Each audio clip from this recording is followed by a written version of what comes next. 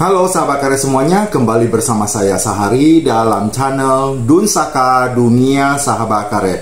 Pada kesempatan ini saya akan menjawab request dari dua orang atau dari sahabat karet, yaitu mengenai penanaman, pemupukan, dan perawatan tanaman karet. Sebenarnya ini sudah sangat lama di request oleh mereka, tapi sampai saat ini baru saya sempat untuk membuat videonya. Jadi sebelum saya menjawab pertanyaan bagaimana tata cara penanaman, bagaimana pemupukan, dan perawatan terhadap tanaman karet, alangkah baiknya saya akan menjelaskan sedikit ini sebagai pengetahuan buat sahabat karet semuanya. Bahwa genus dari karet ini sebenarnya terdiri dari 20 jenis karet. Tetapi semuanya itu berasal dari lembah Amazon. Mungkin Bapak Ibu dan sahabat karet semua, lembah Amazon ini sering kita kenal sebagai hutan Amazon. Jadi karet yang tumbuh di Indonesia itu salah satunya adalah Hevea brasiliensis, berasal dari hutan Amazon. Nah, untuk tanaman karet ini dapat tumbuh di daerah dataran rendah, yaitu sekitar 200 meter di atas permukaan laut. Kalau di atas 600 meter di atas permukaan laut, karet ini tumbuhnya akan terhambat. Nah, sekarang saya akan memberikan data seperti ini. Kalau dari 0 sampai 200 meter di atas permukaan laut, maka karet itu sudah bisa dideres kurang dari 6 tahun. Jadi sekitar 5 tahun, karet itu sudah bisa dideres atau dinore. Kalau di atas 200 sampai 400 meter di atas permukaan laut, maka waktu yang digunakan untuk menderesnya adalah 7 tahun. Selanjutnya dari 400 sampai 600 meter di atas permukaan laut, maka waktu deresnya adalah 7,5 tahun. Dari 600 sampai 800 meter di atas permukaan laut, waktu deresnya adalah sekitar 8,5 tahun.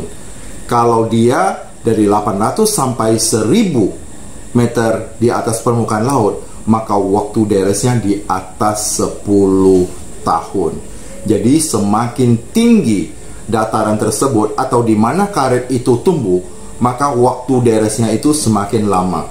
Karena karet itu harus hidup dalam suhu sekitar 25 derajat Celcius sampai 35 derajat Celcius dengan panas kelembaban. Jadi karet ini bukan hidup di daerah yang panas kering, tapi panas tapi lembab, dengan curah hujan yang tinggi sekitar 2500 mm sampai 4000 mm, atau setara dengan 100 sampai 150 hari ya, hujan maksudnya. Jadi hujannya itu sekitar 100 sampai 150 hari per tahun. Berarti karet ini hidupnya di daerah kelembaban. Inilah sebabnya kenapa karet itu banyak tumbuh di daerah yang rendah. Tanaman karet ini hidup di 15 derajat lintang selatan dan 15 derajat lintang utara. Dan karet ini juga dapat hidup di 6 derajat lintang selatan dan 6 derajat lintang utara. Dan juga bisa hidup sangat baik di 10 derajat lintang selatan dan 10 derajat lintang utara. Walaupun tanaman karet itu membutuhkan panas dalam kondisi lembab, tetapi bukan berarti dia hanya membutuhkan kelembaban saja. Tapi karet ini juga harus mendapat sinar matahari secara sempurna. Satu hari itu sekitar 5 sampai 7 jam.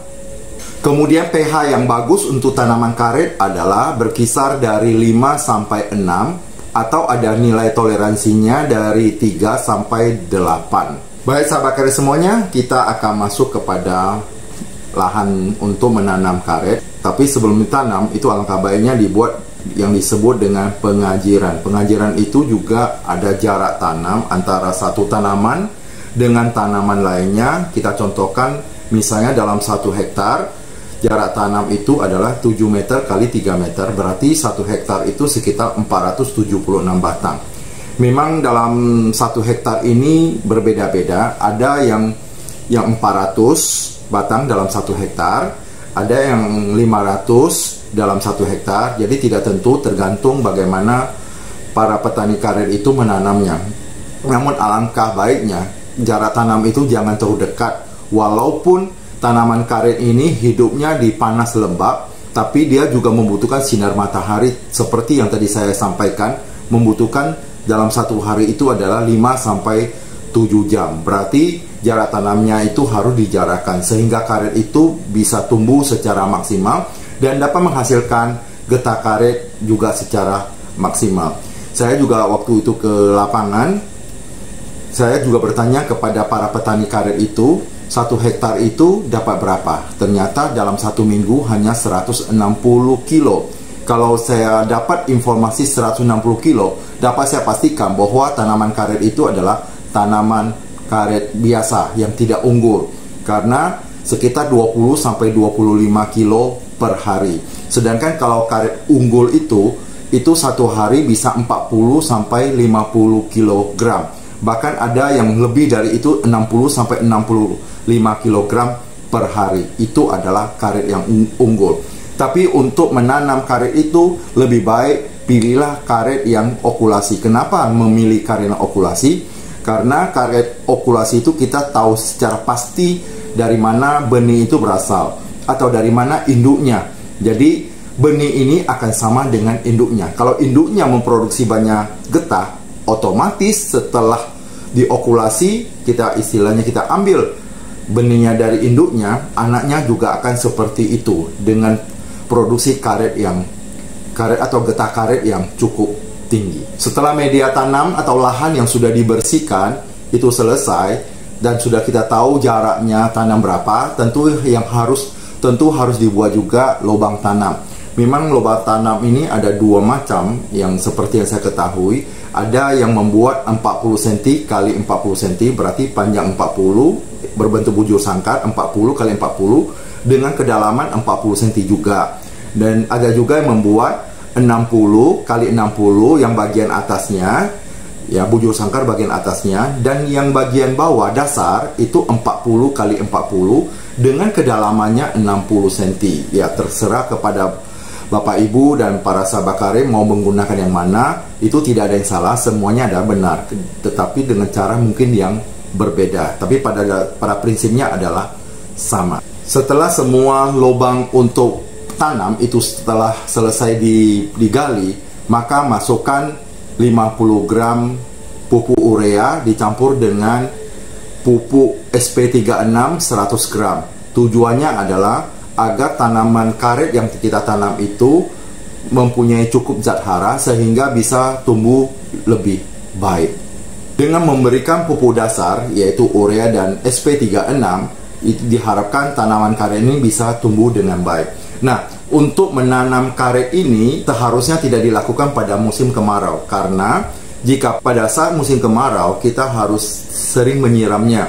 Tapi kalau baiknya menanam karet ini atau tanaman karet ini ditanam pada saat musim penghujan, kira-kira pada sekitar bulan September ke atas, yang penting pada saat musim hujan. Setelah penanaman selesai, yang tadi sudah diberikan pupuk dasar, maka harus dijadwalkan bahwa tanaman karet itu dipupuk setahun 2 kali. Misalnya ketika kita memberikan pupuk itu di bulan Januari, maka kita akan pupuk lagi di bulan Juli.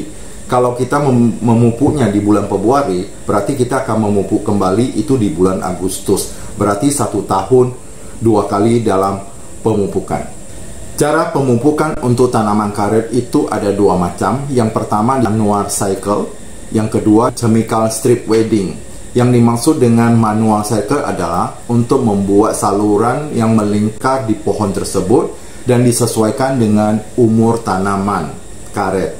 Karet umur 3-5 bulan, salurannya yang melingkar di tanaman karet itu sekitar 20-30 cm dari tanaman karet. Sedangkan umur 6-10 bulan, saluran yang melingkar di tanaman karet itu dibuat sekitar 20-45 cm dari tanaman karet.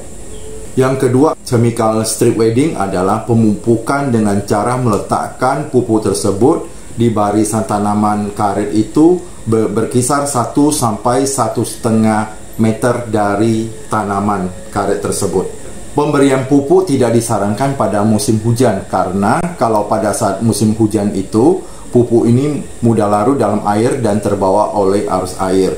Sebaiknya pemupukan itu pada saat dari musim hujan masuk ke musim kemarau. Itu saat yang tepat untuk pemupukan tanaman karet. Jadi para petani juga harus melihat musimnya, cuaca, sebelum diadakan pemupukan. Pada masa musim hujan, pemupukan itu sia-sia karena pupuk yang diberikan itu seperti urea dan SP36 atau KCL itu juga mudah larut di dalam air dan terbawa oleh air, sehingga tanaman zat hara yang harusnya diserap oleh tanaman itu semua terbuang sia-sia. Biasanya pupuk yang dipergunakan untuk tanaman karet itu ada 3 macam. Yang pertama adalah urea, yang kedua itu adalah SP36, dan yang ketiga adalah KCL atau kalium klorida. Biasanya ketiga ini digunakan untuk tanaman karet. Dan biasanya untuk 1 tahun memang semuanya dalam bentuk gram. Misalnya kalau usia karet itu 1 tahun, maka urea yang dipergunakan sekitar 250 gram, dan SP36 itu adalah 150, dan kalium klorida itu adalah 100 gram. Jadi kira-kira seperti itu. Dan perbandingannya saya yakin para petani itu jauh lebih hebat dari saya, karena itu sudah setiap hari dilakukan di lapangan, dan saya hanya melihat ini dari data yang ada. Tapi sebenarnya ini hanya sekedar informasi untuk para petani karet agar jangan terlalu boros pada pupuk. Apalagi sekarang pupuk sangat mahal sekali. Pupuk naiknya betul drastis dan sangat mahal, makanya betul-betul takarannya itu harus tepat sehingga tidak terbuang sia-sia. Misalnya yang tadi saya sampaikan itu 1 tahun, misalnya dalam 1 tahun 2 kali pemupukan. Misalnya usia dari tanam karet itu 1 tahun, urea digunakan 250 gram, berarti kita takar 250 gram, lebih kurangnya seperti itu. Terus untuk SP36-nya adalah 150, untuk kalium kloridanya adalah 100. Dan untuk mereka yang 2 tahun juga demikian, sekitar itu juga. Yang jelas para petani pasti jauh lebih mengerti dari saya, karena itu sepanjang turun-temurun itu sudah melakukan hal demikian. Cuma saya hanya menginformasikan saja, seperti tadi yang saya sampaikan, pupuk sekarang mahal sekali. Makanya gunakanlah pupuk itu secukupnya, jangan berlebihan, karena kalau berlebihan itu biaya kos untuk produksi 1 kilo karet itu akan meningkat, pasti naik. Dengan meningkatnya harga produksi itu, otomatis petani akan sulit menjual produknya. Jika jual produk, mungkin untung, tapi tipis untungnya. Makanya kepada para petani dan sahabat karet, berhati-hatilah dalam penggunaan pupuk, karena pupuk harganya sangat mahal sekarang ini. Sekarang kita masuk kepada perawatan. Memang perawatan karet itu tidak sesulit dengan perawatan sawit, ya. Karet itu mungkin lebih gampang, bahkan mungkin tidak dipupuk saja, dia masih bisa ada karetnya, tapi tidak banyak seperti yang kita rawat. Sama dengan kita, setiap hari kita harus mandi, kita harus makan, dan kita perlu rekreasi dan sebagainya.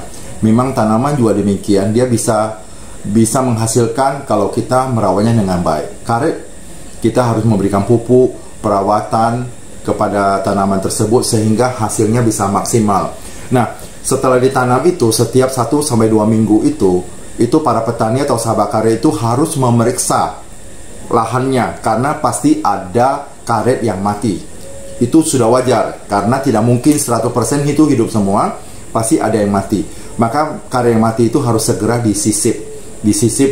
Makanya kalau kita ada 1 hektar katakan 500, dia harus lebihkan 10%.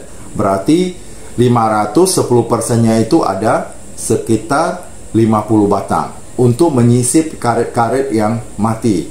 Itu adalah wajar. Jangan terlalu lama dibiarkan. Nanti yang ada ini sudah tinggi, baru kita sisip, itu sudah terlambat. Nanti panennya itu berbeda waktunya. Jadi kita harus kira-kira waktunya harus rata-rata sama, hampir sama. Karet itu juga sangat rawan terhadap penyakit-penyakit, apalagi yang sekarang kita penyakit gugur daun dan penyakit jamur akar putih. Kalau di daerah lahan tanam itu tunggul-tunggul pohon yang lama itu tidak dibuang, dibersihkan habis atau masih disisakan, dan kita berharap itu nanti hancur, lapuk, dan menjadi pupuk, itulah bahayanya. Dan inilah yang cikal bakal akan tumbuh tempat hidup yang paling subur dari jamur akar putih, dan ini akan merembes ke tanaman satu demi satu. Akhirnya semua karet kita terinfeksi oleh jamur akar putih, dan ini juga sangat berisiko turunnya produksi karet. Jadi demikian Bapak Ibu dan sahabat karet, ini sedikit secara global saya jelaskan, tidak secara detail, karena secara detail saya yakin petani karet jauh lebih tahu dari saya, jauh lebih hebat dari saya. Saya mungkin hanya melihat dari data yang ada, tapi para petani dan sahabat karet itu hari-hari berada di lapangan, langsung mempraktekannya dan jauh lebih memahami. Orang yang berada di lapangan itu pasti jauh lebih tahu daripada kita yang berada di kantor. Bapak Ibu, yang saya pahami mengenai di lapangan mungkin hanya 1%. Bapak Ibu bisa jadi 100%. Kalau dengan demikian, saya ingat dengan pepatah dari Bruce Lee, seorang legendaris kungfu. Beliau pernah mengatakan begini, saya tidak takut dengan seseorang yang belajar 10.000 jurus, tetapi saya takut kepada seseorang yang belajar 1 jurus tapi sudah melatihnya sebanyak 10.000 kali. Begitu juga dengan saya, Bapak Ibu. Mungkin Bapak Ibu jauh lebih hebat dari saya mengetahui cukup banyak, tapi Bapak Ibu lebih hebat lagi karena langsung berada di lapangan mempraktekannya. Itu jauh lebih baik daripada yang saya ketahui. Jadi kepada Bapak Ibu, jika dalam video saya ini ada kekurangan, ada tambahan, silakan ditulis di bawah komentar itu. Saya sangat terima kasih sekali jika Bapak Ibu mau memberikan masukan di dalam vlog ini, karena sebagai manusia tiada gading yang tak retak, setiap orang pasti punya kekurangan, dan saya menyadari itu sesadar-sadarnya, dan saya membutuhkan Bapak Ibu untuk memberikan masukan kepada saya, memberikan informasi kepada saya, agar pengetahuan saya tentang karet itu bukan hanya dari saya belajar sendiri, tapi saya juga belajar dari Bapak Ibu, agar pengetahuan saya tentang karet akan semakin meningkat.